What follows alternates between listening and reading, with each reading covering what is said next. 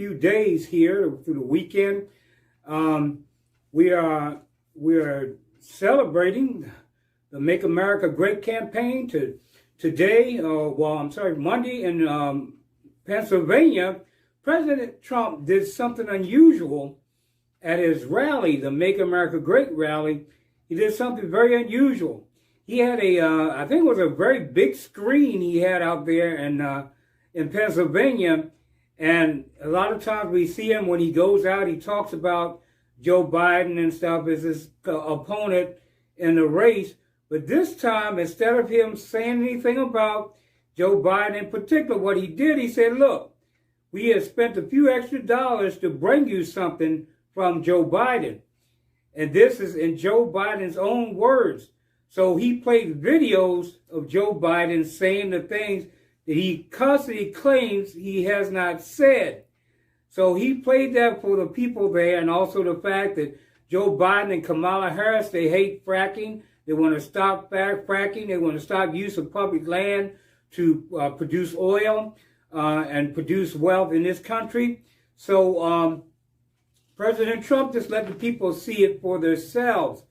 So that was really a smart move on his part. Of course, he could have went out there and just talked about it, but this time he let them see former Vice President Joe Biden convict his own self with his own mouth, with the foolishness that he brings forth. And the fact that he thinks for some reason he's running for Senate and all these other offices, and forget that he's running for President of the United States. I don't know. I'm trying to figure out why his wife is there. I know she married him, but she's got, I don't know what is going on with her. The man is sick. Even if he's okay or coherent for a little while, he is suffering with some type of dementia right now, and that is what's going on. And it's like everybody's ignoring it because they really don't care about Joe Biden. All they care about is the radical issues that they're trying to push forward, like Medicare for all, abortion, for keeping Obamacare, or affordable care alive. Also in the news today, Hunter Biden storms out of a family meeting, storms out on his family and breaks his sober streak. A new report has alleged that Hunter Biden is a recovering drug addict. Recently broke his sober streak and threw a massive party at a pricey Los Angeles mansion. According to a report, Hunter rented a $2,300 per night mansion in September after he got into an argument with his new wife, Melissa Cohen Biden. He allegedly returned days later to Melissa, who then threatened to leave him and take their children back to South Africa. Hunter's personal attorney has denied the claims and has stated the story is completely untrue. Like we expect anything less that they're going to deny. They always like to deny claims on everything, but Hunter Biden is in trouble. He needs to get his life together. And he knows, if nobody else realizes what's going on, he is going to be investigated by the FBI. He's going to be investigated by anybody who can investigate him. And that on the basis of treason, because of the things that he has done and his father, although they may have a difficult time with him because he's suffering from dementia, trying to run for the President of the United States. And nobody knows why. Anyway, I also wanted to applaud President Trump. I talked about it the other night, but I wanted to applaud him for a wonderful job he did in the debate. He didn't lose it like he did the last time. But as far as his attitude toward the candidate, Joe Biden, the reason why, I can't blame him. The man's out here and he's lying on President Trump. He's trying to take credit for what President Trump has done. He's trying to say that Biden did, that Obama did everything that President Trump did. And as President Trump stood there, even recently saying that Biden, I always call him Biden, Obama handed President Trump a mess. Then he told him he couldn't resolve the issue with Korea, and he did it. So now everybody's saying that he's buddies with Korea. No, he's a diplomat. He knows how to deal with people from other countries and other cultures. So don't put him down for that fact, because that is a good thing. We're going to talk in a few minutes about why that is a good thing. But right now we're going to take a short break here on the Black Conservative Voice with David Colbert. To every single mother, every small business owner, every farmer, every cancer survivor, and every woman out there who has ever been put down by the establishment, it's time to stand up. On November 3rd, we need you to write in Ola Hawatma on the ballot under New York 19th Congressional. Make history in the New York 19th District with the first woman to win by a write-in. Don't just vote. Make history on November 3rd, 2020. Write in Ola Hawatma.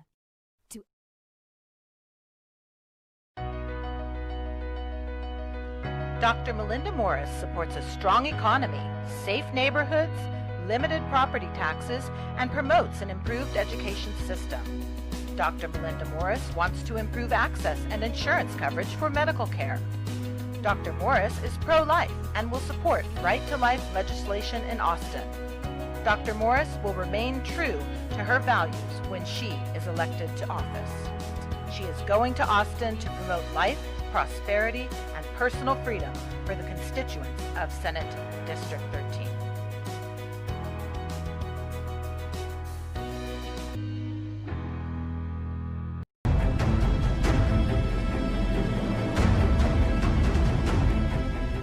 Welcome back. You're watching the Black Conservative Voice with David Colbert here on the CTM News Network, the voice of truth.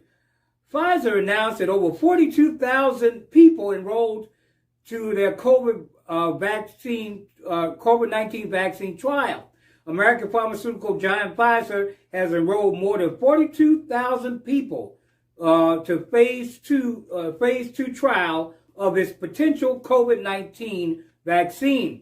The company has also over 35,000 participants have received the second dose of the vaccination.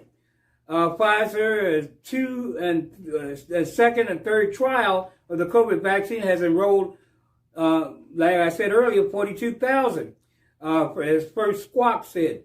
The pharmaceutical company has been one of the front runners in the race for the coronavirus vaccine. Additionally, President Trump mentioned the company during the final presidential debate.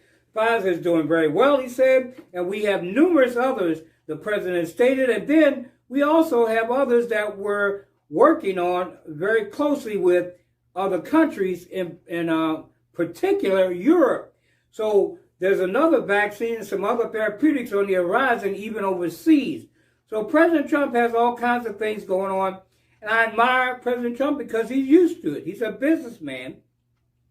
So he's used to having his hand in different pots and doing different things at one time, accomplishing many things well and successfully. The world is waiting for a safe and effective COVID-19 vaccine. Today, our chairman, they said, CEO, penned an open letter to help people understand the criteria we must meet the expected timeline for our investigational vaccine program. This is the head of Pfizer. Research hope that the trial's results will be in by November, and if so, they'll be sent to the FDA to review process, which could take up to 4 weeks, which means, as President Trump had said previously before, that it may end up coming out at the end of the year. So these are the things we're facing and dealing with right now. Well, wouldn't you know, this has happened already. We talked about this. Officials arrest a man in Boston, Massachusetts for trying to burn a ballot drop box.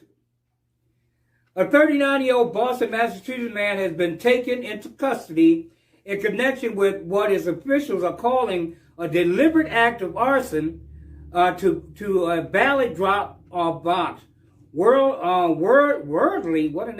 Worldly Armand was arrested Sunday night and was charged with willful and malicious burning. This came after a video surveillance showed a man setting fire to a ballot drop-off box in Boston's Copley Square, said the Boston Police Department.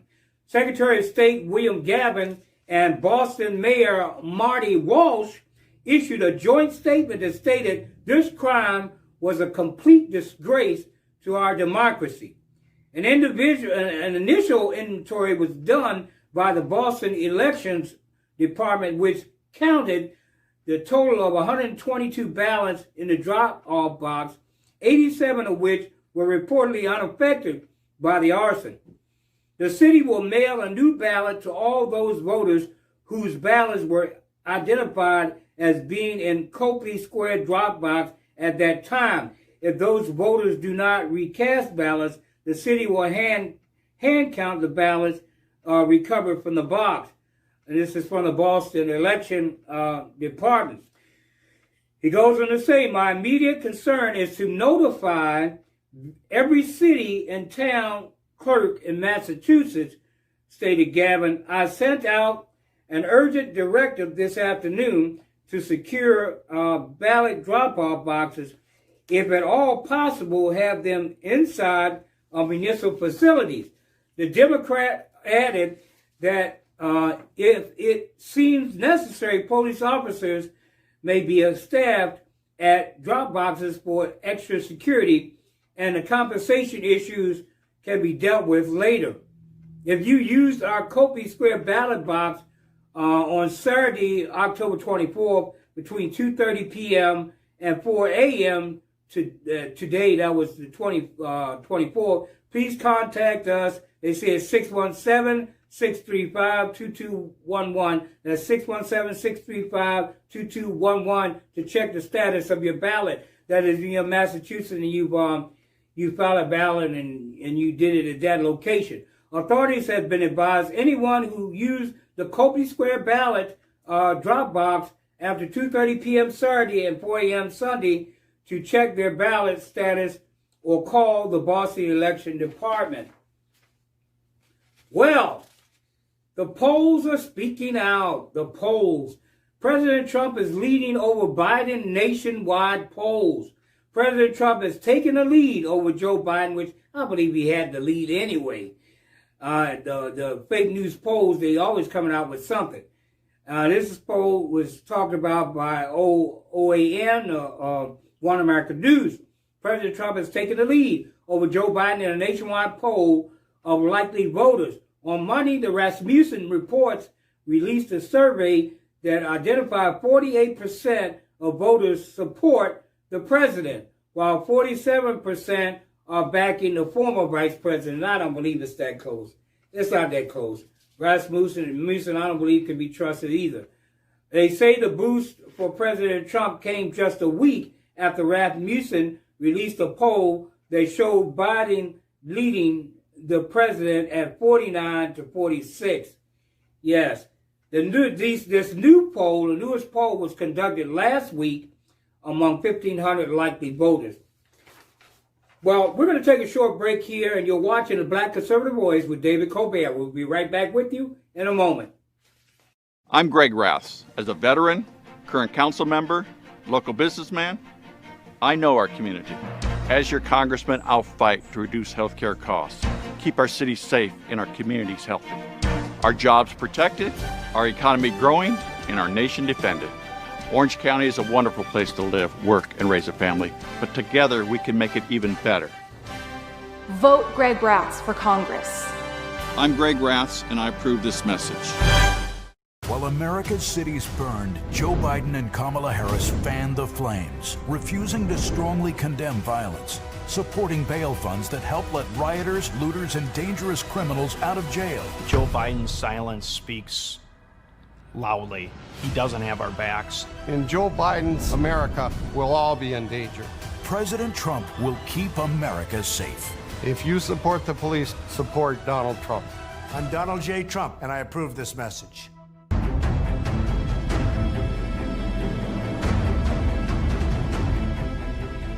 Welcome back. You're watching The Black Conservative Voice with David Colbert here on the CTM News Network, the voice of truth. Now, you know, we see on this Supreme Court nominee, Amy Coney Barrett, she has been confirmed by President Trump, and has been also, they signed all the paperwork, whatever. She is now an official justice of Associate Justice of the Supreme Court of the United States of America. Now, the Democrats went through all this stuff. You know, we need to get them out of office. Those especially in the leadership, Schumer, Nancy Pelosi, all of those Democrats. I know they got some better Democrats in their party, some more people that will come across the table to discuss different issues.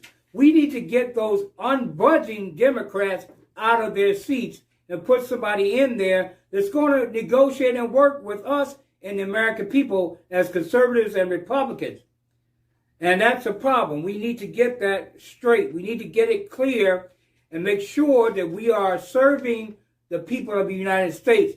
Now, the Democrats in this confirmation hearing wasted time. All they were concerned about was the ACA, and needless to say, I believe abortion was the number one thing, because Judge Ginsburg was so strong on pro-choice, killing babies. That's what I call it. They can call it whatever they want to call it. You know, you're not hurting a mother's health if she carries a baby to full term and just puts the baby up for adoption. You're hurting the mother's health. You kill the babies. They don't talk about the effects of the after abortion, how the things that they go through psychologically, and the stresses that people who have aborted children go through. They don't talk about that. They don't talk about the syndromes and stuff that come from having killed your child. And once again, as I always like to mention, the majority of aborted babies are African American or black babies. Stop aborting our race. Stop aborting black babies, black women. Stop it. You're leading the country in killing of babies, abortion. You're leading. You're the leaders. Now, I'm not saying it's grown women, married or whatever. I believe a lot of it is unmarried women and teenagers and people that are getting pregnant, just going out having sex and getting pregnant and just don't want to do anything because they want to finish high school or want to do whatever. But you can have that baby, put it up for adoption. There's a lot of people looking for children who cannot bear children. There are people out there that are looking for children that they can raise as their own because they cannot have children of their own. So the Democrats attacked Amy Coney Barrett on her being Catholic because Catholics, which I am one, I was born into the Catholic faith, and that was, we were against abortion, we were against divorce, and quite a few other things that the world seemed to be for. But let's move on. Amy Coney Barrett, Senate confirms Trump Supreme Court nominee. In a late night vote on Monday, the Senate confirmed Amy Coney Barrett as the newest Associate Justice on the U.S. Supreme Court, sealing a 6-3 conservative majority on the panel that has become more and more instrumental in steering the course of U.S. domestic policy in recent decades. Ms. Barrett, 48 years old, who has served on the U.S. Court of Appeals for the 7th Circuit since 2017, is the fifth woman to serve on the Supreme Court and just the second woman appointed by a Republican president. Republicans confirmed Ms. Barrett, 48, on a mostly party line vote just 8 days before the U.S. presidential election, the closest date to an election a nominee has ever been seated on the high court, a point of bitter contention with the Senate Democrats. But it makes no difference. The Constitution affords the president to do that. And if it were a Democrat president trying to get a U.S. justice in there, they would have done it too. They would not have put it aside. This is exactly what Mitch McConnell was talking about. And Lindsey Graham, just 4 years ago in 2016, the Senate GOP majority refused to commence confirmation proceedings for Merrick Garland, Barack Obama's pick to replace a late Justice Antonin Scalia, on the basis that U.S. presidential election was just 7 months away and American voters ought to have a say in whether they wanted Donald Trump or Hillary Clinton to pick Mr. Scalia's successor. Well, that makes no difference. The main reason that justice got turned down is because, guess what? The Republicans had a control over the Senate. Sorry, it's just the way it is. The people put us in office, and that's where we are, the Republican Party. Senate Majority Leader Chuck Schumer issued a word of foreboding to Republicans on Monday, saying they will regret their action, speeding through Ms. Barrett's confirmation. What the heck does that mean, Schumer?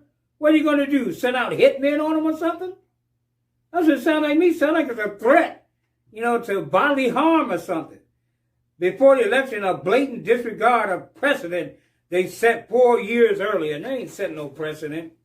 They just turned down your nominee. You might not be happy about it, but the Senate was in control of the Republican Party. Sorry, that's the way it is. If the Democrats were in control, just like they're in control of the House right now, with this foolishness preventing the stimulus package from going through, trying to support and reestablish these Democrat cities, they have control, so they're holding up everything. A lot of us small businesses, a lot of us are hurting, but they don't care. They got their paychecks. They got their money. They refunded the government. The government has been funded through to December. What about us who are out of work? Now, those people who are lost businesses, what about them? Where's their funding at? What are they getting? What about those people unemployed? You haven't improved anything on their unemployment. President Trump tried to give them at least $400 a week, but you don't even want to give them that. Because nobody knows, the president cannot approve money things. The Republican Party and the Democrat Party in the House must pass the bill. So she denied you at least $400 a week. Okay, what Schumer goes on to say, you may win this vote and Amy Coney Barrett may become a justice on the Supreme Court, but you will never, never get your credibility back. Give me a freaking break, Mr. Schumer. He doesn't have any credibility. He's a turncoat, he's a phony. You don't have no credibility. It's just like Biden and the things that he says. Go back and look at Schumer's statements over the years, and you can see he's a big liar. He just spinned around on his own self, coming up with garbage, talking about just like Biden does. Well, I'm not prejudiced, I'm not racist. Give me a break. Oh, but poor kids are just as smart as white kids. What's that? When Democrats reclaim a Senate majority, he said, you will have forfeited the right to tell us how to run that majority, the New York Democrat and Republicans, perhaps a foreshadowing of Democrats' openness to scuttling the filibuster. If the GOP minority puts up roadblocks to the Democrat administration led by sleepy Joe Biden, like that's going to happen, Senate Majority Leader Mitch McConnell fired back that Democrats would have done the same thing if the shoe was on the other foot. And that is immensely correct, Mr. McConnell. Well, we're going to take a short break, and we'll be right back with you in a minute here on the Black Conservative Voice. To every single mother, every small business owner, every farmer, every cancer survivor, and every woman out there who has ever been put down by the establishment, it's time to stand up. On November 3rd, we need you to write in Ola Hawatma on the ballot under New York 19th Congressional. Make history in the New York 19th District with the first woman to win by a write-in. Don't just vote. Make history on November 3rd, 2020. Write in Ola Hawatma.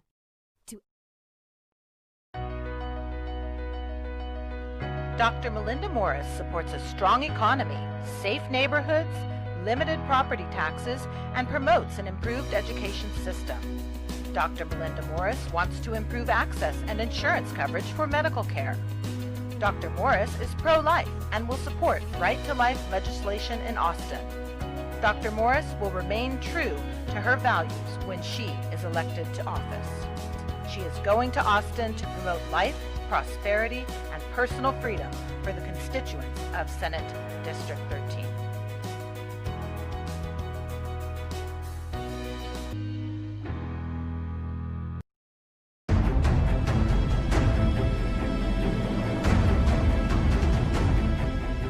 Welcome back. You're watching the Black Conservative Voice with David Colbert here on the CTM News Network. If you have a small business or a larger business, if you want to advertise, our advertising rates are extremely cheap. We have advertising rates for 20 days, 30 days, and for up to as long as you want, 60 days and on.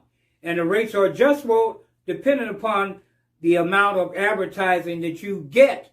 So check out that email at the bottom of the screen and email us, shoot us an email, and we will shoot you the contract so that you can go ahead and sign up and get your business advertised across this great nation of ours. This program is normally viewed every night about 15 to 22,000 people. Even those listening probably say, really? Yes. We have a pretty large viewing audience. We're on several venues. We're on YouTube. We're on Roku TV, Amazon Fire, and of course Facebook also as well with the CTM News. So once again, I want to thank you for joining us here on the Black Conservative Voice.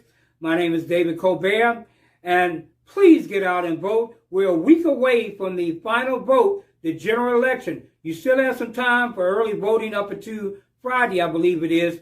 And then on Tuesday, you will vote or re-elect President Donald J. Trump and give us control of the House and help us to maintain control of the Senate. People, this is a dire emergency because the Democrats will try to destroy this country if you give them any power in the upcoming administration for the next 4 years. I guarantee it. Who wants to be held up in impeachment talk? They're already talking about it already, and the election's not even here yet. Well, once again, thank you for joining us here on the Black Conservative Voice, and I want to say what I always like to say to you. God bless you, God bless America, and God bless the world. Until next time, this is David Colbert saying good night and God bless.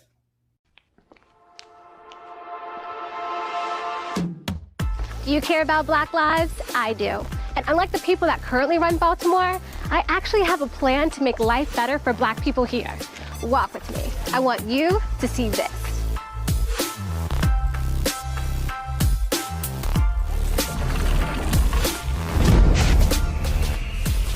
I'm Kim Klasick. This is Baltimore, the real Baltimore. This city was once among the most prosperous, populated, and powerful cities in America. So what happened? Our leaders abandoned us and Baltimore fell into ruin. But it doesn't have to be this way. None of this has to be this way. A broken Baltimore does not have to be our future. And that's why I'm running for Congress, because I see the city differently.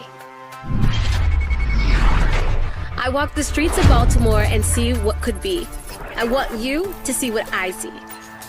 I see Baltimore that picks up trash. There are piles of garbage all around Baltimore. It makes life unsafe for our families. I'll work with city leaders to get Baltimore's Solid Waste Bureau the resources it needs to take out the trash. Our streets should be a reflection of our leaders. Clean, not dirty. Much of our trash gathers in abandoned homes. There are over 17,000 abandoned buildings in Baltimore. They are a scar on the face of our city. I will support tax credits and incentive programs to give residents a chance to buy and rehabilitate these homes. Everyone deserves a safe community and a chance at home ownership. Let's put the charm back in Charm City. Who will live in these homes? The newly employed constituents of Baltimore City. This district needs more jobs. The best way to get them is by having businesses invest in our community. The Tax Cuts and Jobs Act gives federal tax incentive to drive private investment into opportunity zones just like Baltimore. Who will work in all of these new jobs if we don't have an educated workforce? 9 out of 10 Black boys in Baltimore are not reading at grade level. Over a dozen high schools in Baltimore have zero students proficient in math. This is a tragedy. We can end the school to prison pipeline with school choice, providing parents with options to escape schools that do not serve our children. Let's make Baltimore better for our kids. Isn't that the point? That's my vision for Baltimore. The corrupt leaders hate it. They attack me for taking a stand, for wanting better for our people, our children, our communities. But I'm not the only one who wants better. Tens of millions of you have shared the struggle of Black people in Baltimore. You lifted our voices. You cared about our Black lives more than our own Democrat leaders. They have done nothing for us. Now they can't hide. It's time for change. We are that change.